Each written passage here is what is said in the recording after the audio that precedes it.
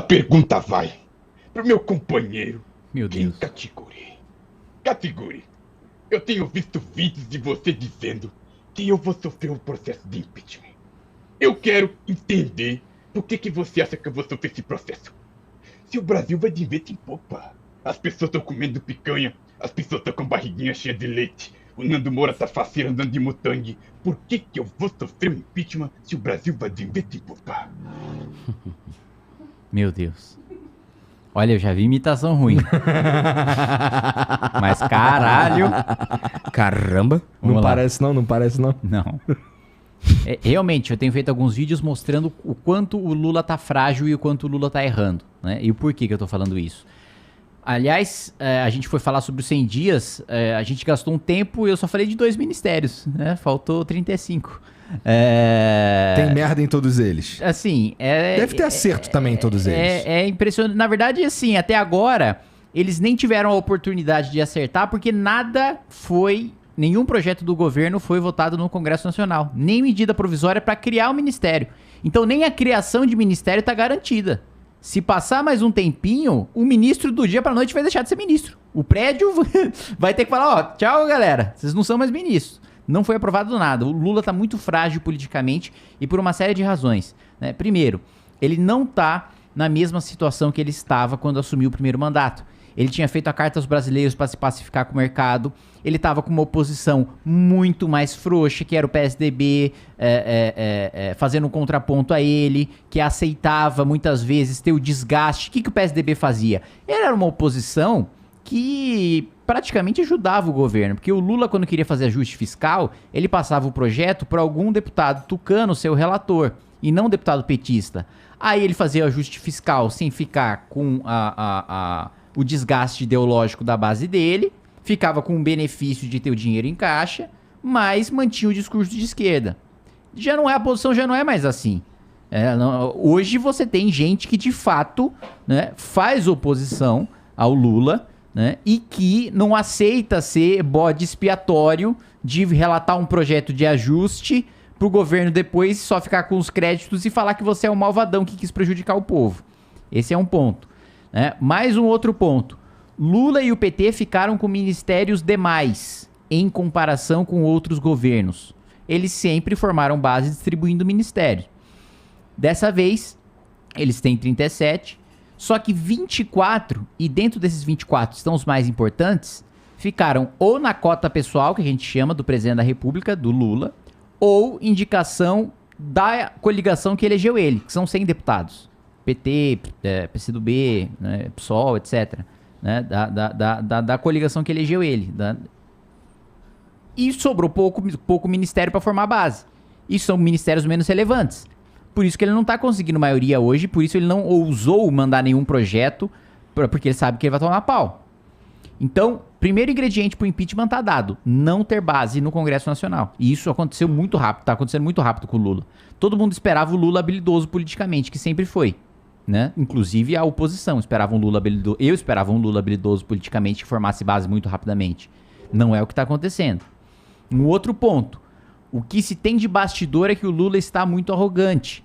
Que o Lula não está escutando ninguém, nem do próprio PT, nem os seus ministros do PSB, nem de outros partidos. Então, quando ele erra, ele justifica o próprio erro, mas não muda de rota. Esse é outro ingrediente para impeachment também, quando o presidente fica descolado da realidade.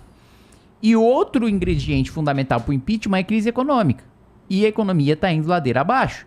O desemprego está crescendo, a arrecadação a arrecadação com base em desaquecimento da economia está diminuindo, né? A taxa de juros está alta, a inflação está alta, né? Mesmo com a taxa de juros estando alta também.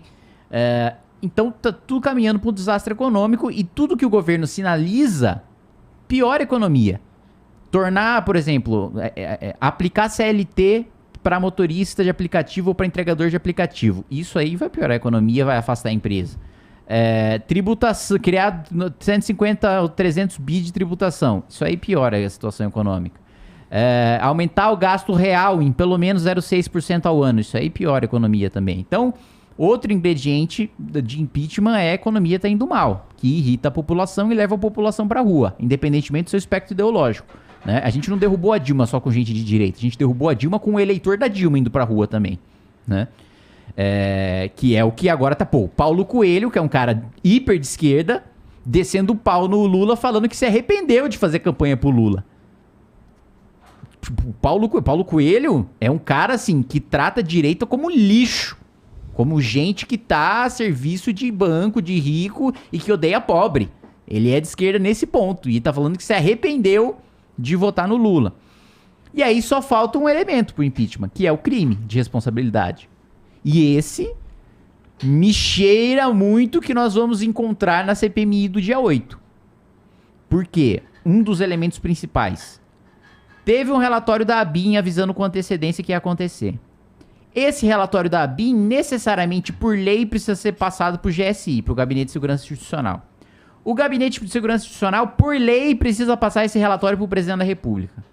Então, das duas, uma. Ou o ministro do Gabinete de Segurança Institucional cometeu crime, porque desrespeitou a lei, ou ele passou pro Lula e o Lula foi também cometer uma omissão, uma negligência criminosa em relação aos ataques do dia 8 e, portanto, também está passível de sofrer impeachment. É por isso, por essa construção, por essa combinação de ingredientes, que eu acredito que há sim uma possibilidade razoável do Lula não terminar o mandato. E aí a gente vai ter Geraldo Alckmin de presidente, cara. Isso. E aí? Aí não sei. Isso é foda, hein, aí cara? Eu não sei se ele segue a política do Lula, aí eu não sei se ele vai seguir política própria, porque a exemplo do que aconteceu com a Dilma, o Temer mudou radicalmente a direção do governo. Não sei se o Alckmin faria a mesma coisa. Ou se ele ainda tentaria manter alguma lealdade aos petistas. Escondam suas merendas. Eu tendo a achar que não. Eu tendo a achar que o Alckmin meio que deixaria de canto, assim, boa parte da esquerda e o PT, inclusive, caso o Lula sofresse impeachment. Vai ter cargo pra Janja, será? Mesmo porque, se chegar no ponto do Lula sofrer impeachment, significa que ele ficou muito impopular. Outro ponto. Lula já é o presidente mais impopular no primeiro mandato desde 1988. Já é. Mas isso é um retrato óbvio. Até como se deram as eleições, né? A Dilma... Mas a Dilma não tava no mesmo cenário de polarização insana que a gente tá agora. Mas calma, se você for falar de eleição apertada...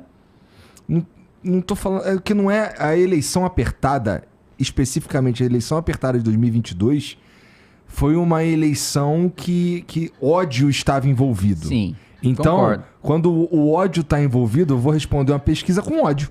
Sim. Não é? Teve gente perfeito. que morreu na eleição, gente matando gente. Então, né? Então, o que eu quero dizer não me parece absurdo que ele tenha esse índice de reprovação, tá ligado? Não, tudo bem, não é absurdo, mas é um elemento que prejudica muito ele.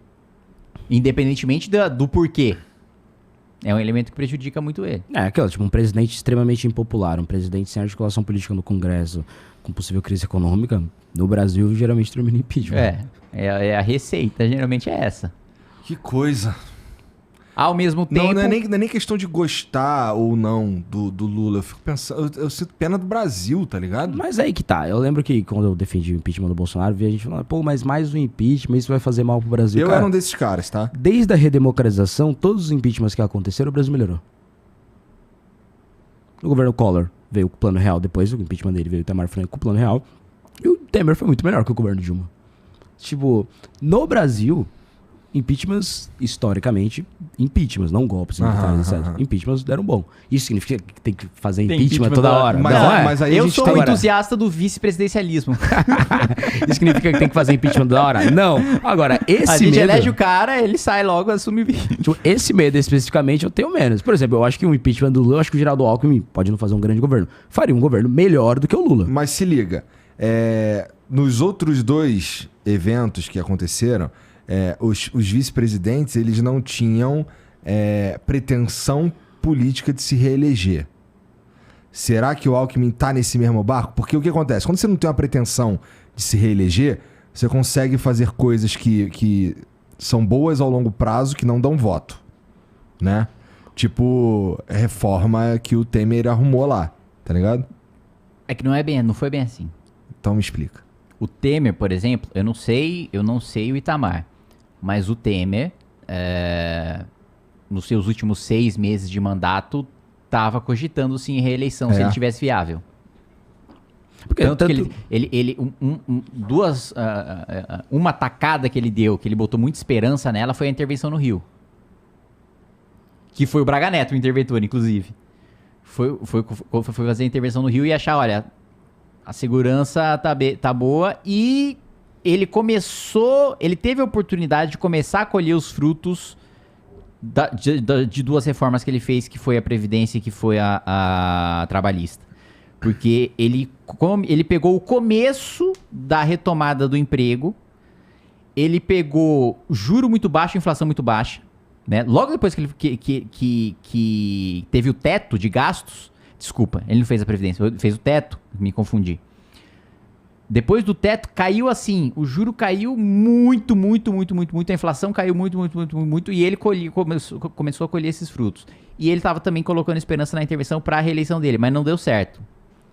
Mas se tivesse dado, ele teria feito essa aposta de se Ele tentar teria se reeleger. lançado. É sim. que tanto Entendi. o Itamar quanto o Temer, eles são políticos de carreira. O Temer foi político vários anos, o Itamar a mesma coisa. Eles queriam se reeleger. A questão é que o Temer, com a popularidade que ele tinha, ele sabia, ok, eu não vou conseguir me reeleger, então vou fazer um bom governo. A questão não é eles quererem, a questão é que o povo não estava querendo reeleger eles. Querer, eu acho que assim, o Alckmin iria querer. Também acho. E os outros, mas eu também acho que os outros queriam também. Tá bom. Vou pensar mais sobre esse assunto.